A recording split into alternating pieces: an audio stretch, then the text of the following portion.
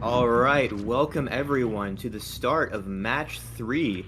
We are loading in onto Raccoon City Police Department with the Wraith. Going to be looking for some survivors on the back street. Going to see if he can find any, as there do not appear to be any here just yet. Yeah, can't find any off the bat straight away, but is that a missed skill check? Hello? Missed skill check this early on? Oh no, someone needs to wake up and get cooking. You can't be doing that. This is winner's side round 1 of the Halloween event. We can't be having that straight away. Yes, it indeed was a survivor on the generator. An ace camping a pallet here on lookout duty. Pallet gonna get picked, it is indeed. And that's some mind games, but surely no way. I think we settled on Slaps for the name of this killer, because as I was saying earlier, it looks something a bit like you're left with at the end of Scrabble. There are no vowels in sight, so we're just going to stick with Slaps for the name of this Wraith. But yes, finding a nice early God Pallet break from Wraith, and now chasing forward around this table. Yeah, and what we've been seeing throughout this matchup is the first chases are a bit rough, as the survivors basically pre-drop as many pallets as they can, delaying that first chase, and wait until their teammates can get as many gems as possible. And we're noticing here this that Slaps did not decide to bring Corrupt Intervention, as different Wraith players have been opting for actually surprisingly different perk builds, and Corrupt seems to be something they're comfortable dropping, but we're gonna have to see if this has resulted in any of these survivors getting onto generators that normally, perhaps like that one. Yeah, there's a good start spread from the survivors on all different gens that are of the map already, which is something you want to be doing in any game you play, in pubs, in competitive Dead by Daylight League.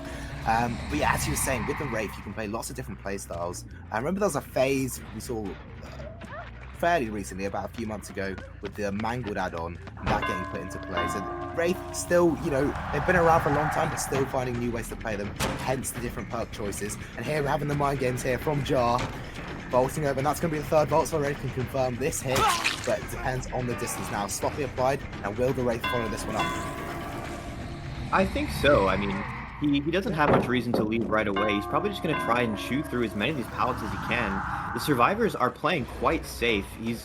Slaps is having a difficult time finding survivors that are not near a good pallet or a strong window, as we saw down there, as the chase onto Jaw is going to continue, and he does still have some more pallets on the west wing, but, if he doesn't make his God pallet, which I think he will, but once this God pallet goes down, there's maybe one other good pallet on this side of the map, and then it gets a lot more dangerous for Jaw as the chase continues. Yeah, no, a really strong chase from John. It's actually allowed the rest of the survivors to reset, and I'm sure they've been working away on those gens. There's 4 gens for our icon, but I'm sure those gens will be well down soon. And more mind games coming out, and these seconds are so crucial. Every second counts. It means that Eruption can apply to that gen we just saw pop. We've got the gen in main, which just got hit with Eruption. But apart from that, really, really good stuff from Jar. Made it all the way across the map, and not the best chase in the world there from the Wraith, gotta say.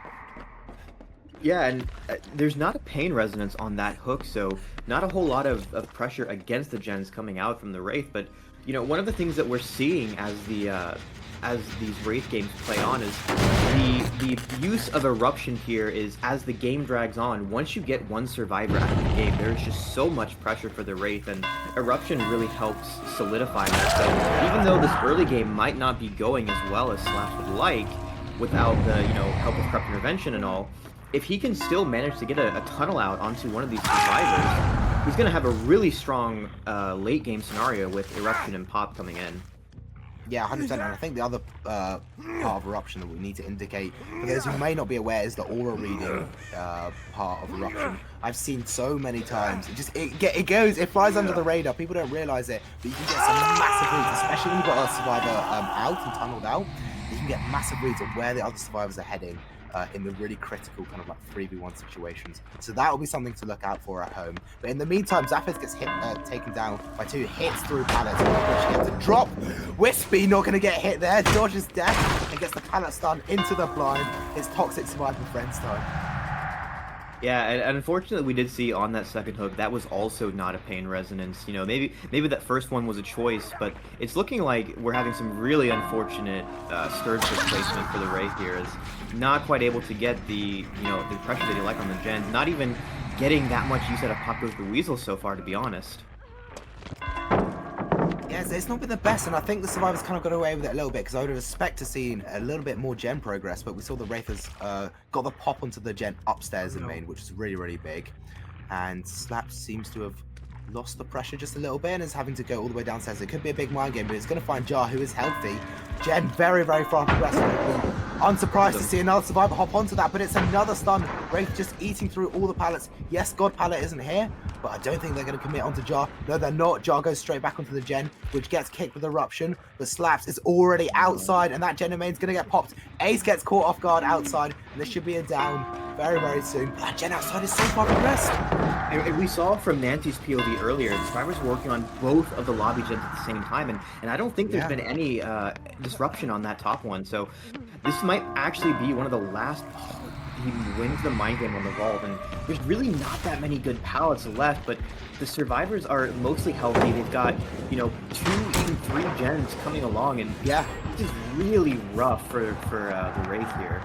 That's the first of 3, and I'm not surprised if these second 2 come very quickly. We saw the outside gen is very hard worked, and the Wraith has just been losing all these mind games at the windows. The survivors have been so patient, so good, so clinical.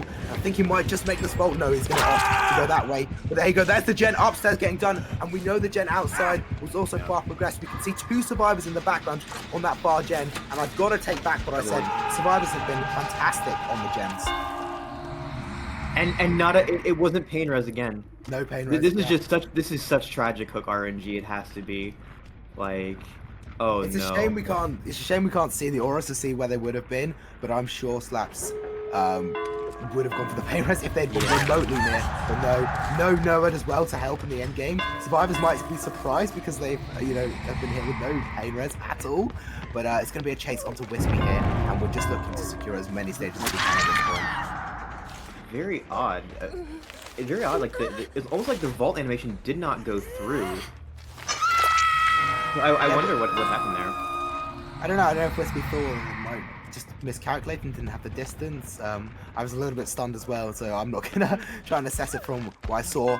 But Wispy, the fresh hook against Wispy big. If things come down to the tie, Zappis gets taken down. But that's the survivor with the most hooks. Really want to be finding Ronnie here, who's 100% going to be hiding. Yeah, that's definitely the best person to go down if anyone does, but it looks like the Wraith is going to try and slug as much as possible. He does have 2 other survivors injured. Claudette can be downed here, and he knows, alright, well, there's no progress on that gate. There wasn't that much progress on the gate that I downed Ace at. I can afford to do this, but, you know, there's 4 survivors in the match still, so you can't have everyone slug. They are going to be able to pick up their teammates, so it's really a matter of getting enough people down so that you can pick which one you want to hook. And yeah, in this case, Claudette is definitely a preferable hook.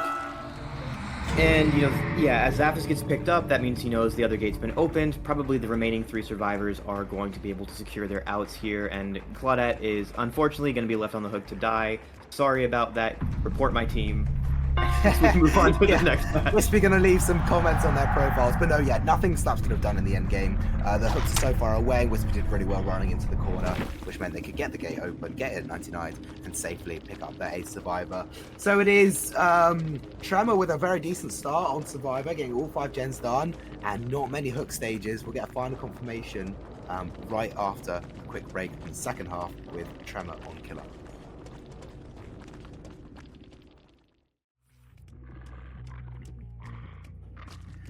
Welcome back, everyone. After the quick halftime break, our teams have been talking, discussing tactics, and they're ready to come out all guns blazing. It's Wispy for Team Tremor on Wraith, and they're going to be looking for more than 6 kills and more than 3 fresh hooks to ensure they get the win. So, providing that Occult get all 5 gens done.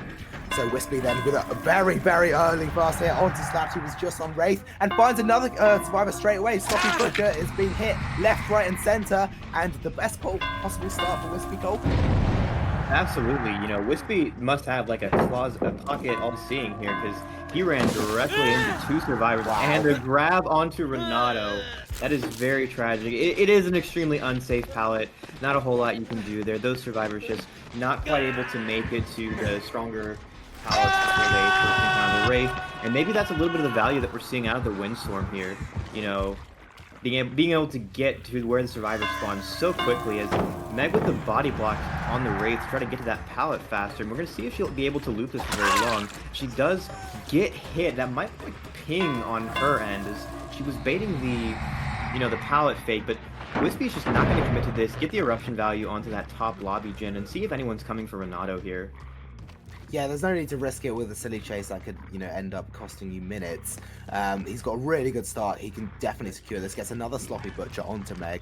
The team already spent time healing one Sloppy Butcher on Adam Francesco. And here we go. Bot Palace going to get used. He's going to have to get burned. Stun comes in, which is very nice. This can get a save. And Claude can make a little bit more distance before she has to take body blocks. But will he go for the 10 out? No! He decides to add pressure with Sloppy Butcher. Yeah, I mean, the one of the rough parts of playing against Wraith on this map is, there's such a high burden of communication on the Survivor team. It's not very easy to call out where you are on this map, and with Sloppy Butcher coming in, you have to be able to meet up with each other to reset and pray that you're not running into the Wraith, because it will be such a, tragedy if two injured survivors are found by the Wraith. There's just not enough resources for them to both go somewhere safe, and Renato's going to go down again, and this could be a very early tunnel on him, as Adam also being interrupted here on this generator. This map is such, tight quarters, and he does have this pallet here. Not going to try and mind game that. Goes for the vault, going to get out of there, but this is going to be a second hook onto Renato. Yeah, an amazing start here for Wispy. You're getting pressure on everyone, you're forcing people off gens. The eruption value we saw, the auras of the players going to meet up for heal, so you should have a good idea of where that's happening. Ryun actually's gone all the way to another gen they've been working on, so not bad splitting the pressure on gens, but 5 gens with 2 hook stages on the same survivor, 2 people injured with Sloppy, really rough start, and it's going to take a little small miracle for Occult to come back, and Wispy catches them off guard, finds 2 injured survivors. This is very dire. Ryun goes down on the pallet, injured, and now he's going to go for this. Is he going to greed it? No, he goes straight for the pickup. Did Meg read it and run back? And don't think so. Claude goes straight onto the hook. It's another pain res hook, and things have gone from bad to worse for Occult. And Wispy's game sense was on point there. He got a first pain resonance hook on that second hook onto Renato, and he saw, wait, this gen that's right next to me is, pretty far along, and it's not the one getting hit by pain res, so he has to know, wait, they're working on a gen somewhere else. They could very well be two-manning it. He finds both survivors. They're both injured, greeting for gen pressure, not resetting, and this is the consequence of that. They couldn't quite make that gen, and now they're both down for it. Yeah, they're both down, and he just saw Renato get healed, so he's going to have a very good idea of where these two are, and he's going to be hunting them down, bloodlust, and finds Renato, the one dead on hook. Nothing else matters now. If he tunnels out Renato with 5 games still to go, this is definitely Wispy's game. It's been a fantastic start, and he's looking to capitalize. But as we actually saw earlier, the eruption aura value, getting a scream onto Ryun, the Claudette, helped him make that read, and Wraith leading all the way back there. I can't quite explain what I'm seeing right now, but you can all see it as well. Renato goes down. Ryun still on the hook. Francesco's been miles away, and this one is looking like wraps. This is tragic. Both of these generators were so close to being done, but it was just not quite enough. And between the eruption, between the pain res, Wispy having just enough pressure to be able to stop them. And now he's going to know, all right, I got 2 more survivors over here at a minimum. Finds the Adam as well, so probably has all 3. And Adam's not going to take the hit. He does, I believe, have another pallet around the corner after he's done playing this. But Meg is also here, so we got a party in the offices. Wispy's just going to leave the Adam and go for the down onto Meg. She's really quiet. She have Iron Will? Yes, I think he did have Iron Will. We might have seen it earlier. But yeah, he doesn't need to add any more pressure. He had such a fantastic start to this game. Renato's out. He just wants to get the kills, get the hooks. That's the 6th hook with 3 fresh, so he's met the tie condition.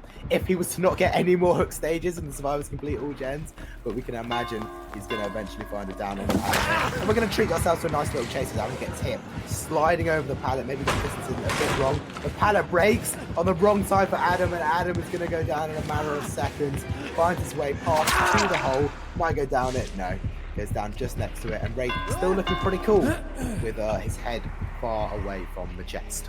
And we're going to see Adam crawl to the corner by the gate here, getting that tenacity flip-flop value. We did actually see an earlier Wraith game in this season where someone did actually get off of a hook because of tenacity flip-flop. And, you know, Claudette being caught out here is rough, but there's still that possibility that Adam might be able to make a hatch play with the tenacity flip-flop wiggle out.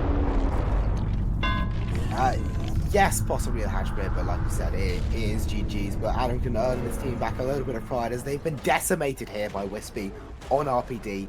And the game just fell apart, like from the get-go. The survivors just kind of ran into Wraith, as he's saying. It's hard to call out. It's hard to know where the Wraith started from, and they just got completely caught out. Wraith looking cool as ever with the head far back, and I'm surprised he managed to grab gold there with his head so far back in his body, but somehow managed to make it work. And then survivors just ended up running into Wraith, and it just happens like that sometimes. It is a 4K for Wispy with 5 gens still. And this is such an unfortunate result for Occult. You know, this is the set they picked. They played Killer first. This is what they wanted. You know, this is the set that they were expecting. This should be our set to take. And it doesn't quite go the way they want.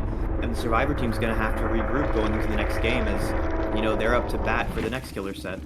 Yeah, it's going to be difficult. They're going to need to bounce back and just kind of delete this one. But it can be very tilting after, you had a pretty decent result on your Killer. And then for it to just completely go away with an instant 4K at 5 gens, it's really, really rough. But that is going to be it. With Occult completing 0 generators, Tremor win by default with 5 generators completed. That is it.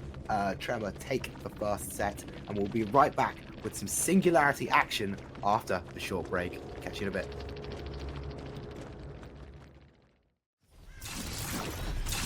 And we are back with the start of the second set of the match between Tremor and Occult, the survivors of Occult here, looking for payback against Wispy, who was playing the Singularity on DDS. Gonna go ahead and get these cameras set up as we go ahead and find our first chase onto Slaps. Adam running in these, shattered buildings here. Gonna see if he can last as long as he can against Wispy. But I think this first hit's gonna come in, and he is gonna take that speed boost and possibly try and get somewhere safer, as Wispy looks like he might not be committing. As this chase in the main it's a rough place to chase, and with Adam not being slipstream, we're gonna change that real quick, but yeah, main buildings are always a tricky one for Killers, but Wispy not looking to apply the sloppy butcher pressure they did it on Wraith. They're just going to go straight for an instant kill onto Adam, and with the short side of this pallet being played, it's going to be mind games all around, but Wispy doesn't want to commit around the long side, didn't think they had the distance, but now they've got the overcharge. The pallet's not going to do a lot, and Adam does go down. Not a lot Slaps can do there. Wispy closes it out, but made good distance after taking that early hit around one of the house tiles. Yeah, and this first to come in, it looks like the survivors might be able to pop the Gallows gen for this. That is a very, very important gen for survivors to pop on this map. After all, most of the hard 3 gens to pop involve that gen, but Pain Resonance is coming out onto that, and if they don't pop it in time, there is potentially a Pop Goes the Weasel going on it, but it looks like Wispy's attention is directed towards the Meg before anything else, so that Gallows gen should be popping in the distance, and without those survivors on the Gallows being slipstreamed, there's not going to be a teleport coming in on them, and it looks like that gen is in fact going to pop. We do get slipstream onto Ada, Chase onto Ada, but unfortunately not going to be able to interrupt that gen as Chase continues once again into main. It doesn't look like any of these breakable walls have been broken, so Wispy going back to check on Adam here. You know, how you doing, bud? I'm going to go hop into my cameras again as, you know, Ada's dodging out on these cameras quite nicely. Yeah. Very good situational awareness. They're really nice, and I like this play from Wispy actually, because he recognised the hit onto Meg with the slipstream was massive, and it means that he can like really punish them for the 2 survivors for going for that double gen on the Gallows, because he knows there's no real pressure on that gen above. And he can definitely camp it from that spot. So really nice decision making there from Wispy. He has an instant hook onto Meg, another Pain Res up to that top gen, and now he's got a pretty good grip on this game, and he can go happily chase Adam because the gen pressure everyone else shouldn't be too big right now. Oh yeah, I mean, Wispy knows, hey, you know, I've got one person I chased at the beginning, I've got one person who was doing the main building gen, and that definitely means 2 people were doing Gallows, so there's no other gen progress other than main building. The down coming in onto Adam again. This is going to be his second hook and possibly a basement hook. as Wispy finds another survivor off in the distance to go for, or rather just a pop onto the gen perhaps, but you know, because Adam has already had his pain resonance used, it's entirely possible that Wispy can just drop him in the basement. There's no reason to hook him anywhere else unless he's worried about the distance. Yeah, I think it was just like, he was still on that 45-second window of his pop, wanted to get it done. Doesn't really need a pain res right now, I don't think it's going to help too much. So the basement is much preferred here. I think we might even get a back hook. Yeah, straight on you go, Adam. Punished there for the top gen, I think, at the start. And this top gen does get done, but you know, that's Gallows and main gen done. 2 elevation areas. And so now they're going to have to really work for the rest of the gens. It's a pretty good gen spread for the survivors. Not like anything too toxic in the desert. But now you have to get rid of these cameras. Unless he wants to try and slipstream up there. Gets the one onto Meg, but no one else has got anything on them. EMPs have come into play. And now he's going to be able to sit round basement. He spots the Nancy going in. He's going to head straight back there. Sets up the camera back up top. And now he's going to look to do some serious damage. He can sit around this basement because all the gens on the other side of the map have been done. And they do at least have shack pallets still, but you know, with all survivors being slipstreamed and multiple injuries, including the Adam on death hook, this is a very rough position for the survivors to be in. You know, we did see that main building gen pop, but that's, you know, one of the easier gens to pressure, as Adam's going to go down again. That's going to be the tunnel onto him. No anti-tunnel perks. You know, maybe a flashlight save around the corner, but there's not going to be one. So this is going to be curtains for Adam, as, you know, Ada just walking by in the distance for emotional support. Unfortunately, that's not going to, you know, get him off the hook, as Adam's going to die here, and Wispy's going to be in such a strong position for the remaining 3 generators. Yeah, now it's about damage limitation for the survivors. Wispy's done really, really well at the start of this game, and the survivors have got to just try and pump out as many gens as they can. And that spot from Wispy going from Meg into the basement was absolutely massive because he could get there in time. It meant, on Meg, on Nancy, and Nancy couldn't take any body blocks to delay the tunnel out. He gets another pop onto this gen, and things just keep getting better and better for Wispy today. He's working up on the right side of bed, and things have just been going well for him. He's going to chase Nancy round the car loop. He's going to go for the swing. Nancy drops prematurely and gets grabbed over the pallet, going straight onto the hook. Another quick down for Wispy, and he's just tearing through Occult here, doing absolute wonders for Tremor. They must be delighted in the VC. Yeah, we see the 4 of the people on the Nancy here, so it was such a tragic turn of events. She was definitely trying to, you know, get that FTP off onto Adam, but unfortunately Wispy was able to interrupt that play in time, and that leaves the tunnel out here. So now we're going to have to rely on Ada being able to reset her teammate. She's got a healing build here, and it looks like Wispy's just going to let her go off to that hook as he tries to interrupt the remaining survivor working on this gen, but this is such a difficult position for the survivors to be in if they can't find the time to actually get the resets off. Yeah, one of the survivors is really going to have to step up there with a big chase and just be really, really disciplined for the rest of this because they just haven't had a good survivors performance so far. Meg seems to have been caught a little bit off guard, and yes, delayed on the double back, which means they're going to go down very, very quickly. Meg goes straight down, face plant in the dirt, and the camera's going to be set up for the slug. No, the camera's setting up in the map. In case Meg decides to come back here later in the game. Yeah, the other 2 survivors will be on a gen, and they're just going to try and pump it out because they don't have a lot of choice now. The pain res has been used, which means they should be able to get this. And do they want to go down for this gun? I mean, at this point, I expect the survivor team has accepted they're not going to get outs. Yeah. And they're just trying to get as many gens popped as they can. You know, we're seeing all 3 of the gens that have popped now have been, you know, doubled to try and get it, you know, get the gen pressure done before the pain rest can come in, before the pop can come in. But this is leading to survivors staying injured, and this is going to go down to Nancy. Yeah. And, you know, Wispy could potentially look for a camera tag onto the Ada as she goes for the pull, but he's going to opt to just hook the Nancy instead. And he knows now, well, I've got 2 stars on hook, so whichever one gets pulled, that's where the 3rd is, and the camera's coming in. Unfortunately, not going to be able to get that tag onto Ada with Meg body blocking.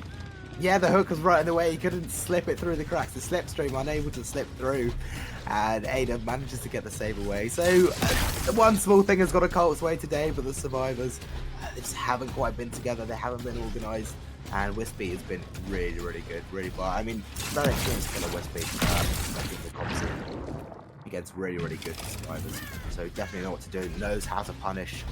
Maybe like miscommunications, slight misplays from the survivor side. And he's going to be heading straight towards the hook. Then the save comes in onto Nancy, but it really is lights out. Nancy here with the endurance body blocks, but she's only got 10 seconds of that. Gets hit straight away, and now it's 2 injured survivors primed to go down. and I can't even see the filler over here. There's nothing been given to Meg, nothing given to Occult, and it's just the story of her day. She might be able to get life if she has it. No, gets taken down with the pokos through the window. Yeah, this side of the map is super barren. There's not, there's not really any good pallets over there.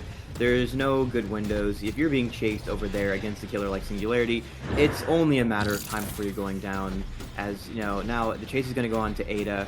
Pressure just building up on all these survivors. It looks like there's going to be a really difficult time trying to get any remaining generators as Ada takes the tag, and we'll see if she can make this last in time for Nancy to be able to pick up the Meg off in the distance.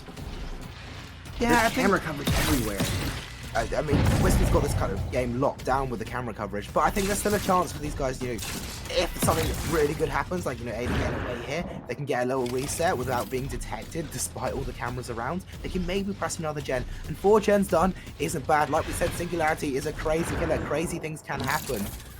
So they've got to keep pushing, they've got to keep their heads up as we pursue into this end game.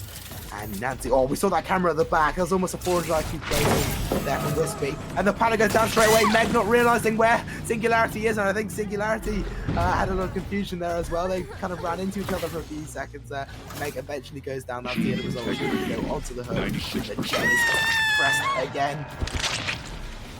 With the death onto Nancy, we're seeing, there's just not been enough time for the survivors to work on generators here. They've been constantly regrouping to try and get, this kind of hook saves, trying to get resets, and we're seeing just how much pressure builds when there's only 3 survivors left in the game, especially with Sloppy Butcher in play. And I gotta say, I am so glad to see Singularity in comp. This is such a high-paced killer. Like, he's constantly doing something, with the cameras being ever on the map, with the slipstream teleports coming in. It's so engaging. I hope we see more of this killer as the season progresses.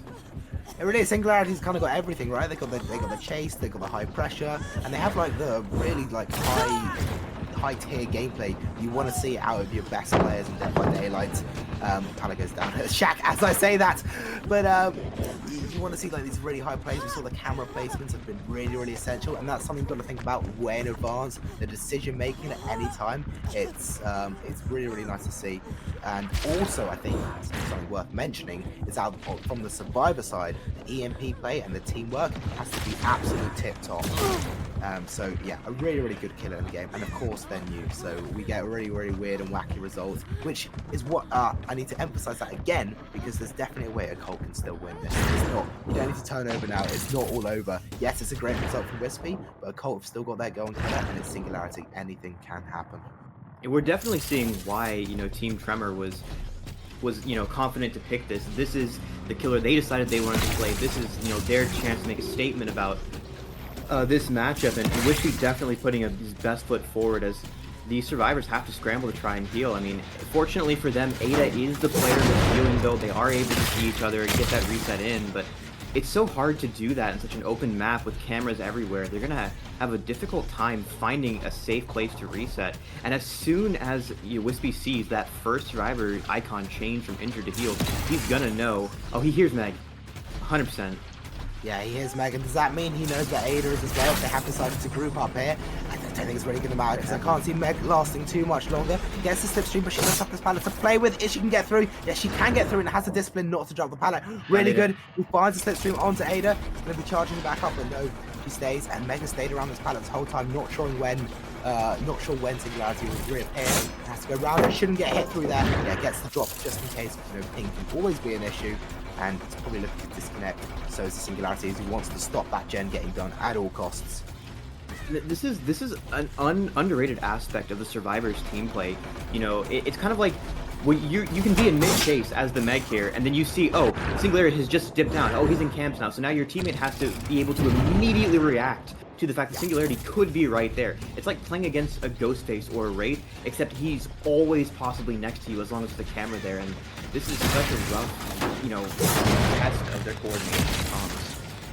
Yeah, it is a really good test, and it's great to see like these teams we haven't seen as much of lately on DBDLeague being put to the test by the Singularity. And it just sort of reinforces the point that if you weren't too sure about Singularity before this game, I hope this has restored your faith in the killer. Really helpful for the comp scene, and really fun to watch as well. Meg does go down. There's going to be lights out because he can get the hook onto there. Spots Ada, no, he just wants to slug into the tunnel, gets the slipstream, and I'll let you take it from here. Yeah, and I'm really just hoping that if we keep seeing some good results from Singularities on this map, on the Dead Dog Saloon, that Behavior will answer our prayers and make a cowboy hat skin for Singularity. That's all I'm asking for here. Of course, the Texas man wants a cowboy hat for Singularity. We're just... Oh no. Oh, the Tex, the Jukes, the man standing, going straight to the save. Oh, hold on, sit up. The game isn't quite over yet. Are we going to get a CJ? Come on, CJ DBDLeague. Make your name heard, Blind Raven. Takes the ball away from Singularity. He with the BM flashlight. Wait, I'm still believing. Ada's got this. She's going to go round, going to get the pickup. Here we go. The CJ is on. I believe Ada can get it. No, she's not going to make it round. Oh. It's so sad. Well, at least they die next to their friends. Yeah. I will never let go, says Ada as she collapses next to Meg. Meg gets put on, and Blind Raven getting hooked on first look. That's another series of close balls. Can't stand. Yeah, that's going to be a wrap for this one. 4K2 for Wispy on the Singularity, and the killer for Occult has his work cut out for him going into the next game. Will they be able to top that result? Will we be able to see the survivors from Tremor putting up as good of a fight here? It can happen.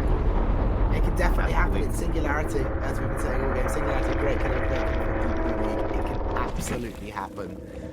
But yeah, props to Occult for not giving up. They really pushed that out, and it looked for a second like they might be able to get that 4th gen done, but Wispy just closing out in style. So it's going to be 3 gens done for Occult. Tremor need to do 4 gens, and they will win the entire set and move on towards round 2 of the winner's side, knocking Occult into the loser's bracket. But don't go anywhere. Stay sitting up in your chairs. We'll be right back with round 2.